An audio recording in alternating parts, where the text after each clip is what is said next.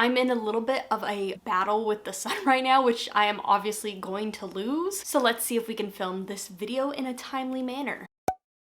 Hello, my name is Courtney and welcome back to my channel. And today I'm going to be going over my reading statistics for the year. Very exciting. So this is like my year in review. I'm going to have a lot more videos, best book, worst book, goals, all of that. But today it's just the fun statistic stuff. So for 2023, I read 112 books. This is the most books that I have ever read in a year. And we will get to why that is because it becomes very obvious. Mostly my reading stays pretty consistent, about 100 books. Sometimes I make a little bit under. There's been 2 years where I've only read like 60, 70 books, but for the most part I stay at that 100, and this year I exceeded my normal goals. And then as far as page count read, I did read more pages than last year, which again is in part due to reading more. But also I'm quite happy with this because even though I was reading, spoiler, a lot of manga, which definitely helped towards my overall reading, there was definitely a lot of bigger books in here as well that contributed to the page count. So I wasn't technically reading less, if that makes sense. Even though I was reading a lot of manga, I was still reading a lot of physical books as well, and a lot of big books. Yeah, I exceeded my page count by a couple thousand from last year, so that's pretty good. And then my hours listened. This was actually a reading goal from last year that I wanted to read less audiobooks, and surprisingly, I'm very surprised by this. I did technically read less hours on audiobook. So this year I listened to 492, whereas last year I listened to 537. Halfway through the year, this was kind of X'd as a reading goal for me. Audiobooks is just a really accessible format for me right now, so that's just, it's not important to me to not read audiobooks as it once was, but I'm still kind of pleased that it became less. I was still reading a lot physically. For my longest book and shortest book, I have Into the Riverlands by Niveau at 100 pages almost exactly, and then my longest book being Priory of the Orange Tree, which is like over 800 pages long. And then looking at the pages that I read per month and hours listened to per month, we can see August was my highest reading level in terms of page count, so I read a lot that month. And then other months that stand out are gonna be June and April and then January. And then for hours listened, surprisingly, it is not going to be the same as my pages read. So my highest reading month is going to be May, which I think is my second highest page count number. And then it's going to be August, and then September, and then January. So there is some correlation between audiobooks and how much I'm reading, but it's not an exact science. It doesn't line up completely. If we break that down, we can see I read 75 books physically, only 34 or 30% of my reading was audiobooks, 3.5 was mixed media. So I was starting in an audiobook and switching over to physical, or starting physical, switching over to an audiobook. And then if we look month by month, here's like just the picture of everything, just as another way to kind of visualize it and see it. Again, June and August were very big months for me, as was April, January, maybe even a little bit of October. And then now we can see kind of like my star rating. They're mostly 5s or 4.5s, but it's basically like what I'm thinking of as some of my favorite books of the year, excluding manga. January I had like a 4.5, 5-star. April, May I had like 2, 2.5. August has a 5-star, and then September and December have a 5-star. So May ended up being my best reading month just because I had like the most like 5-star stuff in there, but I also had my least favorite novel of the year, which is Villette, in there. So I guess it balances out in the end. But yeah, I believe, did we say August and June were like 2 of my biggest months? And those months I didn't have a ton of 5 stars. So again, there's no correlation between reading a ton and then getting a lot of really good reads in that month as well. I'd like it to be that way, but it's not. And now let's get into some more like nitty-gritty statistics, starting with book length. Most of my books were in the 150 to 200 page range. That is a lot of manga. That is mostly what that is. I read 48 books. And there were even some books that were like 50 to 100 and 100 and 150. I think one of those was Niveau, but another one is the manga. And from there, the 200 to 250 pages ended up being my next highest stat.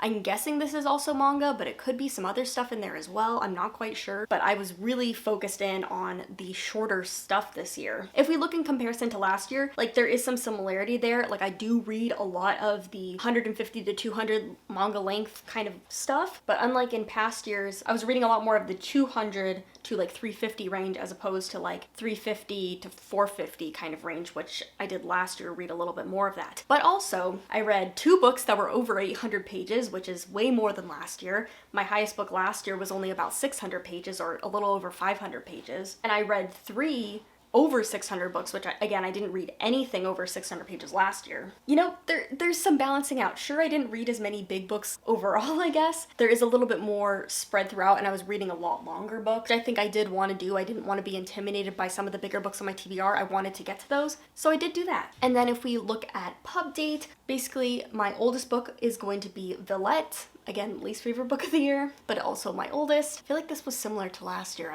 This is very familiar sounding. And then for new releases or 2023 releases, I read 17 with manga and then 7 new releases without manga. This is lower than previous years where I've read about 20 new book releases. But if we look at like the year publication, I like how this looks. I like that I'm reading from so many different publication years. I'm reading a lot of backlog, which is where personally I'm finding stuff that I'm really enjoying. Not that there's not new releases that I want to read, but like, again, I feel like I'm playing catch up to a lot of things that have been published in the previous years that I want to get to, because I read about the same number of 2022 releases that I read as 2023 releases. So that's, in my mind, making a lot of sense. Mostly what I read was from 2022 to like 2018. So I'm just playing catch up from the last couple of years, and I think I'm going to continue that into the next year because there's just so many books from like 2015-ish, basically when I started my channel, which was May 2015. From that year on, like BookTube has introduced me to so many books, so I'm still like playing catch up with myself of books that I want to get to that I've heard about for like the past 10 years. And then looking at my 2023 releases, I do have a video discussing this that is already up. One of the first videos of the 2023 stuff that I posted. But here's just a little sneak peek of that. These are the 7 non-manga 2023 releases I read. And for the most part, they are in like that 3 to 4 star range, which is like not great. Didn't find like any new favorites, but I didn't find anything terrible either. And that's why I'm kind of okay with the backlog and just kind of waiting and seeing how people feel about different books, like what they think about them. Because the more I hear about books, the more I'm better to decide, oh yeah, this is for me, or no, this is not gonna be for me. So I'm okay with that, but I also really like reading new books and getting to talk about them. It's a hard balance. For the format of books I was reading, 57 of my books were manga. That is insane. That's a lot of manga. I'm okay with that because my manga series are just some of my favorite. I've really just been enjoying my manga reading this year. We'll get to more of that in a little bit. So like, I'm okay with it, but I think definitely for next year, my manga stats and my reading stats are going to be separate in terms of how I'm making like spreadsheets and stuff, just because I kind of want to see that data separated. I'm gonna be a crazy person and have 3 spreadsheets, one with everything, one with manga, and one with just my novels. I'm probably going to do that. Can't wait. But yes, 57 mangas, 42 novels, and then 5 graphic novels, 4 novellas, a couple short story collections, couple graphic novels, but mostly novels, manga. And if we look at last year in comparison, I definitely read a lot more novels overall. I probably read a little bit over 50. I'm gonna say by the percentage, probably like 54-ish novels, 53 novels. So definitely that went down. That's one thing I'd like to get up. I would like to keep the manga amount the same. I'm really okay with reading 50 manga a year, but I would like my novels to be up there. But then again, I read more short story collections, I read more novellas. So again, it's a balancing act. This is a statistic I will get to in my goals, but basically here is a graph of all the books that I bought before 2023. And of those, I read all the books that I bought in 2022, which are Royal Assassin, Assassin's Quest, The Atlas Paradox, Babel, Villette, Out There, The Priory of the Orange Tree, Sea Sparrow, and the 3 novels I have left are things that I've just had on my stack for multiple years now. Queen of Gold, Sherlock Holmes, the SSF short story collection, things I'll get to eventually, but like they're not at the top of my TBR. Had them for so long at this point, like I'm not super concerned about that. But I will be showing all the books that I bought in 2023, as well as having a video where I discuss all the books that I bought in 2023 that I haven't read, because that'll be in my goals. But I will say, it's about the same number. I normally end the year with about a stack of like 10 books that I haven't read, so I feel pretty good about continuing that. For the age range of books I was reading, it was mostly adult this year. There was a very big swing into adult. A lot of the manga that I was reading were adult mangas. Crunchyroll classifies Apothecary Diaries as shoujo, but it is not. It is seinen. So is Witch Hat Altair. So yes, manga did help, but I am, even in my manga, swinging towards more adult novels. So 65 of my 112 were adult, 45 were young adult, only like 3 or 4 middle grade and children's. And if we look at that in comparison to last year, there's not a big difference between children's middle grade from this year to last year, but the adult YA is definitely where you're seeing that. It basically flipped from last year. And I'm quite happy with that. That's kind of where I'm seeing my reading go into. I like to read young adult stuff, but I'm not really finding my favorites there anymore, so I like focusing in on the adult books right now. That's where I'm finding the stuff that I'm really into. This is my pie chart of all my genres broken up. I would say my genre chart as comparison to last year is a lot more specific, so that's where we're seeing all these different genres. But yeah, I read a lot of historical fiction, which is surprising. Only a couple literary fictions. Dark academia, if you count that as a category, I guess I did. I read a little bit of sci-fi, a little bit of romance, a little bit of nonfiction, even a little bit of dystopian, but my biggest categories are going to be like fantasy, paranormal, speculative. Just fantasy is 33 books, and then contemporary with 25. And this is a big change from last year as well. My heart is always with sci-fi fantasy stuff, but even last year I was only reading about 30% sci-fi fantasy combined, and then a big chunk, like 45% of my reading was just contemporary. You can see the difference. Like, I'm reading a lot of romance for the first time, and then my fantasy and sci-fi and paranormal, dystopian, all of that weird stuff, sci-fi fantasy stuff is definitely reading a lot more, which was kind of a goal of mine. I wanted to focus in on that because that's, again, where I was loving stuff. And then with this next image, we can kind of see that broken up into a different kind of look just to kind of explain or understand more. So the first stack, those are the nonfiction books I read. The next stack are all contemporary, our world, no kind of change at all. There might be some like historical changes or interpretations of stuff, but like there's absolutely no magic in any of those books. And then the next stack is going to be your paranormal, your dystopian, horror, even some fantasy stuff. It's basically anything that's happening in our world, some kind of change that makes it less realistic than the stack next to it. And then the final stack is going to be anything that happens in a fantastical world or in the deep future where things are completely changed. And that's kind of the breakdown. So like if you split this chart in the middle, yeah, I'm reading mostly fantasy, sci-fi, horror, just anything that's slightly different than our world. For the next graph, we are looking at my star rating. This is my star rating broken down. Not a lot of 5s this year. 5, 17 5s, a lot of it manga again. My 4.5. This is kind of where I found a lot of my favorites for my best books of the year was in the 4.5 range, because again, I didn't read like a lot of 5s that weren't manga. But again, there are a lot of manga in the 4.5s as well. But this year there were a lot more 3s, a lot more 3.5s. This chart is definitely a lot more spread out than last year. I'm getting more comfortable putting stuff in the 3-star and 3.5 star range. And we can kind of see that broken down in this picture. On the right side is going to be all my 5-star reads. This is like best of the best, cream of the crop. I couldn't deny giving this the highest rating that I could. Definitely this is where genre plays into it, because me giving a romance book of 5 stars is definitely different than me giving a literary fiction book of 5 stars. The next stack is going to be everything that is higher than a 4, so 4.25, 4.5, basically everything over 4 that's not a 5. And you can see this is where the manga is. This is where it's hiding. It's just a lot of my favorite stuff, and there's not a ton of novels, but a lot of the ones that are there are going to be some of my favorite books of the year. The next stack are going to be my straight 4s. This was like good. There's definitely some favorites in there, but some of them might not be considered like my favorite of the year because they didn't stick with me. The next pile is going to be my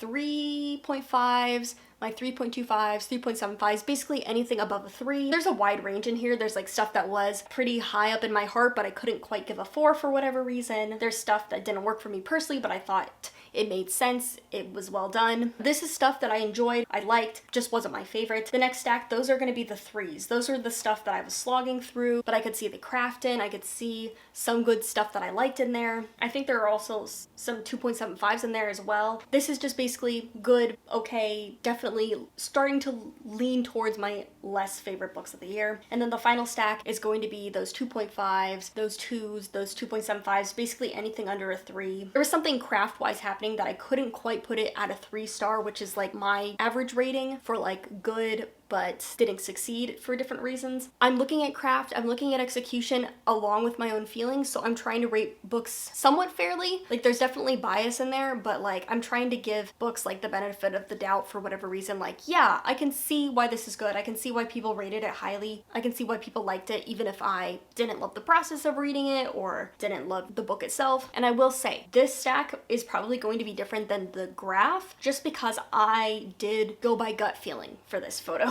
on purpose. I did do it on purpose. I went through and I organized the stack based on how I feel about the book now. So there's definitely things that I rated higher that I would put a little bit lower. There's stuff that I probably put a little bit lower that I think of more fondly now, book that just sits in my feelings or has sit in my brain. So there's definitely a little bit of wiggling with that graph, but I wanted to show you a little bit more about how I was feeling about those books. And next we are going to be getting into series. So of my series and standalones, I read 27% or 31 standalones, and then 82 books were part of a series, or 72% of my reading were starting a series. Apparently I started 15 series this year. Some of those are manga, we'll get into it. I read 62 sequels this year, which pretty good. And according to this, I finished 7 series and I put 1 series as DNF. So let's kind of get into that. So for my manga and comics, I have 10 series here. Skip Beat and Yona of the Dawn are series that I continued. Kami-sama Kiss and Haikyuu are series that I'm picking back up to collect this year. And then Witch Hat Altair, Apothecary Diaries are series that I tried out in 2022 and decided to read and collect starting in 2023. And so for Yona, Skip Beat, Witch Hat Altair, and the Apothecary Diaries, I am completely caught up with those series. Kami-sama Kiss,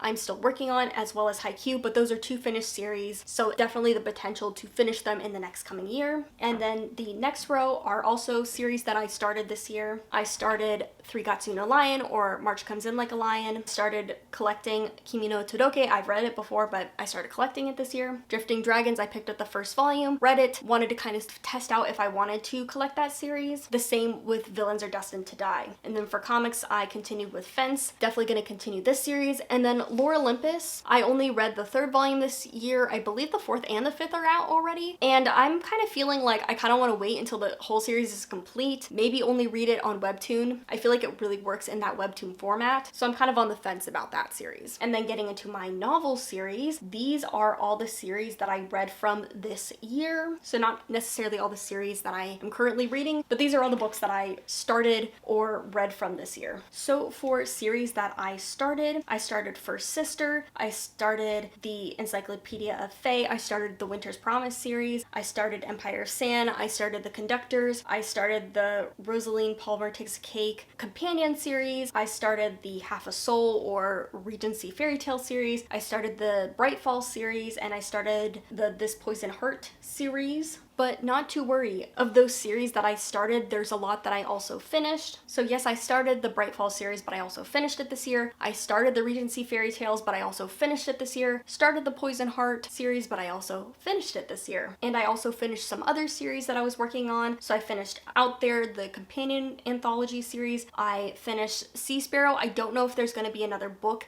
in the Graceling Realm series, but I have caught up to the point where I don't know if there's going to be any more books released. And I also finished Darius the Great Deserves Better, that duology. And I finished the Robin Hobb, the first trilogy in that world. So I finished 7 series. I also continued or caught up on some series, so I continued with Into the Riverlands. There's another book out that I have to read. I caught up on the Atlas Paradox. The next book just came out this week. And I caught up on Lost in the Moment and Found. That book also came out this week, so I gotta work on that. And then getting into my most likely to finish series, I kind of have it organized. So the first row down is the books that I caught up on. I'm still planning on continuing and finishing all those series. The next row is books that, again, I finished the series for.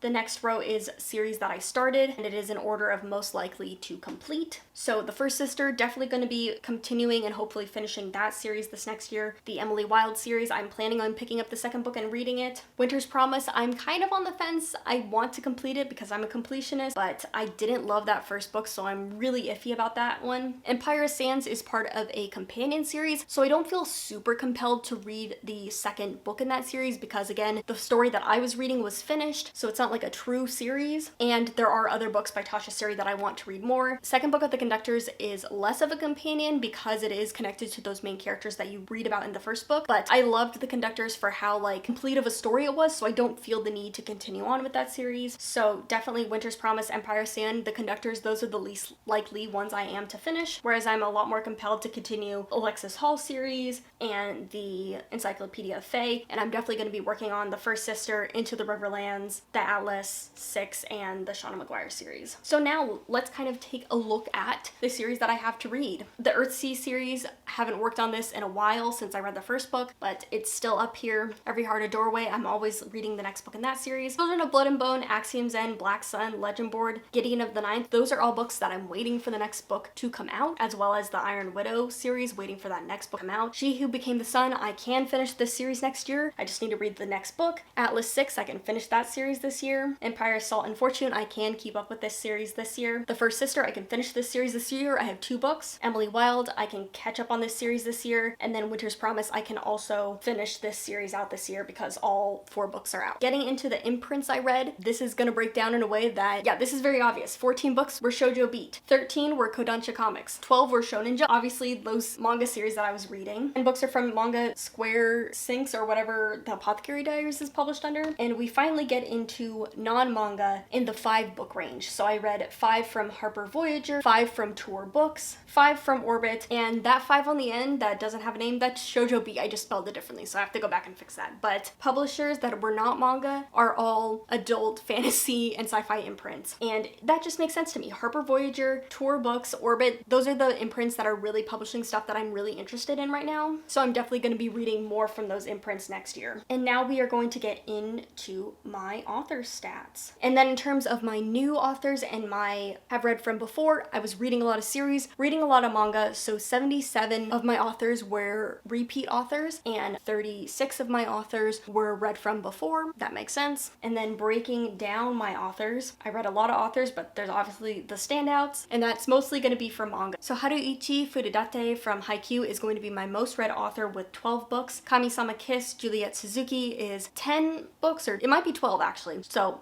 might be the same amount read. Witch Hat, Altair, and Apothecary Diaries, my next most read authors with 10 books each respectively. And for 3 books each, we finally are getting into novels. I have Ashley Herring Blake and Olivia Atwater because I read 3 books, the whole series from Olivia Atwater, and I read 3 books, the whole series from Ashley Herring Blake. But those are just my most read authors. Now let's get into the authors I'm the most interested in reading from again. So Life from Uncommon Stars was one of my favorite books this year. The author is a poet, and you can definitely tell that in the writing, so I'm definitely looking to read more by Rika Aoki next year. Hopefully they publish something new again because I'm very excited for their next release. Sawkill Girls, I could see a lot of potential in Claire Legrand's writing. I'm really interested in Furyborn, so that puts it up there for me for another author I'm interested in. Braiding Sweetgrass, I really like this nonfiction by Robin Wall Kimmer, and I could definitely read more from her again. Ashley Herring Blake ended up being a favorite author for me, one of my most read authors as well, so I'm definitely interested to read more of her backlog stuff as well as her newer stuff, hopefully, that she's going to be coming out with. I think she has a Christmas book planned, and I'm very excited about that. Paris Dalencourt is About to Crumble, and Rosalind Palmer Takes the Cake were 2 books by Alexis Hall. I'm really interested in reading all of their stuff now, very interested in their romance stuff. It's very kooky, corny, fun, but with a lot of emotional depth and a lot of messiness and struggle for the characters, so I'm very interested in reading everything that they've written. And then another author I'm interested in, again, is Tasha Suri, because I'm very interested in her adult fantasy sapphic series. Again, I'm going to have a goals video where we will go over my goals from last year as well as this year, but in terms of reading statistics, this is what it looked like for this year. I just love tracking stuff. It's just really helpful and fun for me. Definitely didn't meet all my goals this year, which I will talk about again in my goals video, but I feel like I found some new favorite series, some new favorite authors, and some authors I'm looking forward to trying out again in the future. So I will continue to track my reading because it's definitely the way to go for me personally. Let me know some of your reading statistics if you know them. What did your year look like in reading? I would love to know all that kind of stuff. But thank you so much for watching. Any likes, comments, subscribes are always appreciated because the algorithm is not a friend to small creators. But I will see you next time, and happy reading.